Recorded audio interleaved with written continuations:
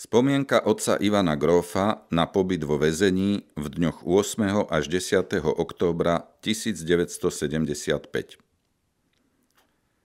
V stredu 8. októbra som učil v 3. C v Šamoríne, keď vošiel do triedy zástupca riaditeľa a vyzval ma ísť do riaditeľne. Na chodbe za dverami stál neznámy mladý muž, eštebák, a v riaditeľni ďalší traja. Najstarší z nich mi odovzdal písomný príkaz prokurátora na vykonanie domovej prehliadky na byte v Senci. Prítomná bola aj riaditeľka. Odviedli ma na školský dvor, posadili do Volgy. Chlapci z mojej triedy mali práve telocvik na dvore, takže to videli. Cestou do Senca v aute sme žartovali, pričom som im povedal, že toho toľko nájdu, že sa im to ani do auta nezmestí. Bola doma aj pani domáca Štefánia.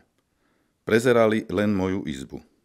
Dlhé mesiace predtým som mal všetky knihy a delikátne veci skryté v obývačke u domácich, ale teraz som na domovú prehliadku pripravený nebol.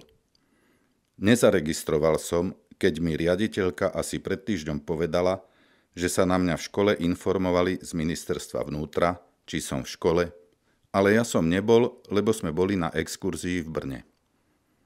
Myslel som si, že sa informovali z ministerstva školstva a nie vnútra, a preto som sa nepripravil. Z Mestského národného výboru si doniesli pisárku, moju bývalú žiačku zo Seneckého gymnázia. Prehliadka trvala asi od 10. do 15. hodiny a postupne vynášali knihy na ulicu do Volgy. Povedal som im, aby vtiahli radšej do dvora, lebo to, čo robia, je veľmi nápadné. Uznali to a vtiahli auto do dvora. Vzali mi klepané náboženské knihy, diafilmy, radiomagnetofón.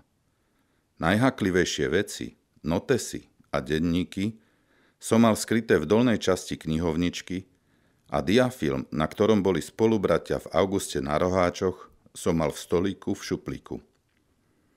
Preto som sedel celý čas za stolíkom, šuplík som zatlačil, aby ho nezbadali. Keď začali prezerať knihovničku, sám som im podával lekcionáre zo spolku svätého Vojtecha.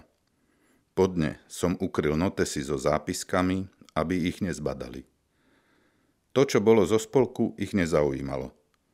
Pri vkladaní lekcionárov naspäť som si do vrecka strčil notes, čo taktiež nezbadali. Bol som rád, lebo to by veľa prezradilo o mne, o bratoch i žiakoch. Po prehliadke ma vzali do Bratislavy na Gunduličovú ulicu a začalo sa predbežné vyšetrovanie o mojej činnosti. Priznal som, že som deti katechizoval, že som im požičiaval náboženské knihy a aj to, že som s nimi organizoval výlety s duchovným programom. Veď to všetko vedeli už v roku 1972. Bol som pokojný a dôveroval som Pánovi. Po 4-hodinovom vyšetrovaní mi večer oznámili, že ma musia zadržať ako podozrivého pre trestnú činnosť a odviezli ma do väznice na Februárovú ulicu. Cestou dolu schodmi na Gunduličovej sa ku mne prihovoril jeden z eštebákov, mladý poručík. Sympatizoval so mnou a úprimne ma ľutoval. Musel som ho trochu povzbudiť, aby z toho nebol smutný. Aj medzi nimi boli rozumní ľudia. Prvú noc som strávil v cele sám s Pánom Ježišom. Bola to jedna z najkrajších nocí. Vtedy som si uvedomil, že sa skončil na niekoľko rokov môj apoštolát, horúčkovitá činnosť a všetky napätia a starosti, ktoré ma oberali o energiu. Vnútorne som sa s tým s Božou pomocou vyrovnal a odovzdal som sa do Božej vôle. Vedel som, že z väzenia nevýjdem. Celka bola veľmi primitívna. Miesto záchoda šliapadlá a zo steny po upozornení strážnika vytiekla voda, ktorou sme sa aj sprchovali, aj umývali. Obyčajný kavalec s dekou na zakrytie a okienko asi 10 cm krát 1 meter. Na druhý deň mi dali do cely asi 15-ročného Róma. Predstavil sa ako Jožko z Podunajských Biskupíc. Vraj bol zaistený pre krádež A zdá sa, že už sa začalo aj trestné stíhanie podľa papiera, ktorý mi ukázal. Neviem, či to bol iba chyták na mňa, aby sa presvedčili, ako budem naňho reagovať. Povedal som si, že keď ho tu už mám, tak sa do neho pustím, nech si odnesie nejakú pamiatku. Začal som takto. Jožko, teba zavreli za to, že si kradol. Mňa za to, že som učil mladých, že nesmú kradnúť. Zaujalo ho to. A začal sa zaujímať a ja som začal vysvetľovať katechizmus od Adama počínajúc. Prešli sme celými dejinami spásy a snažil som sa mu povedať niečo aj o modlitbe. Počúval, pýtal sa, zaujímal sa. Keďže ma celý deň nezavolali, mohol som sa mu celý štvrtok venovať. V piatok ho odviedli a viac som ho nevidel. Mňa v piatok znova volali na výsluch, ale z vypočúvania som cítil, ako by to celé chceli nejakým spôsobom ukončiť. Len aby som im sľúbil, že už v budúcnosti nebudem robiť to, čo som robil. Otvorene som im hovoril to, čo si myslím o postoji komunistov k náboženstvu, o tom, že robia zle, keď potlačajú náboženskú slobodu a že to, čo som robil, neľutujem, pretože som bol presvedčený a som presvedčený, že náboženstvo môže z mladých urobiť aj dobrých občanov. Pri domovej prehliadke mi našli rukopisy knížiek Veriť či neveriť, Kto je Kristus a Je Boh stvoriteľ? A keďže našli aj tieto knihy vytlačené v Ríme, tak už vo štvrtok pri vyšetrovaní som sa priznal k autorstvu. Boli unesení, keď som im vysvetlil pseudonym V.I. Forgan. Chytili sa toho a ako mi povedali v piatok pri vyšetrovaní, prečítali si rukopisy aj vytlačené knihy s úmyslom zistiť, či tam nie je niečo protištátne, takže celé vyšetrovanie z pôvodnej linky náboženskej za šírenie náboženskej propagandy podľa paragrafu 178 trestného zákona sa snažili previesť na poburovanie tlačov podľa paragrafu 100. Za to by boli asi 2-3 roky väzenia. Musel som vysvetliť niektoré state z knižky Kto je Kristus, kde som útočil na komunistov, že žobrú pomoc od Vatikánu, aby dostali pôžičku od Ameriky na zakúpenie obilia.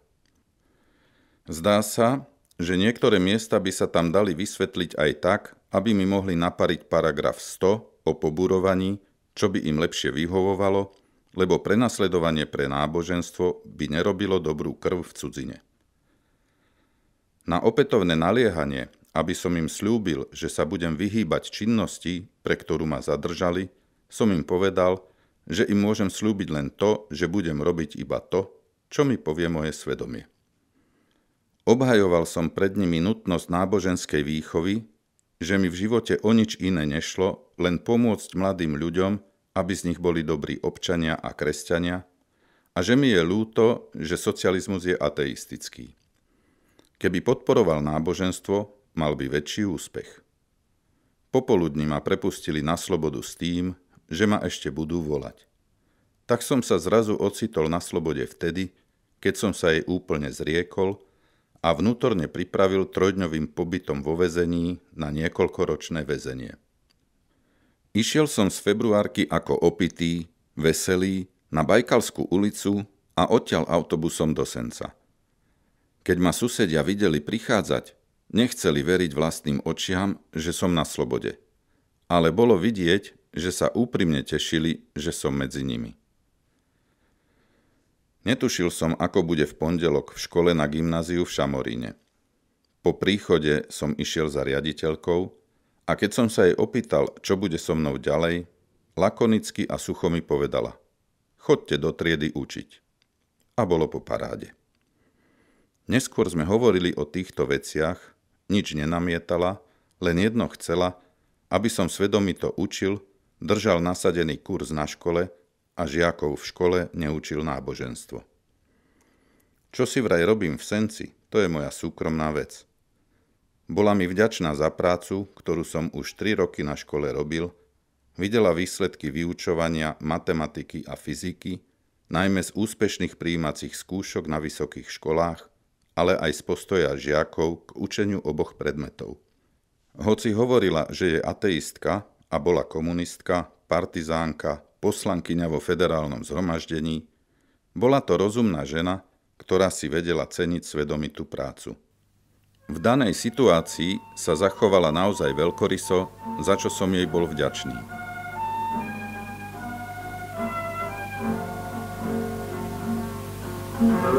Come on.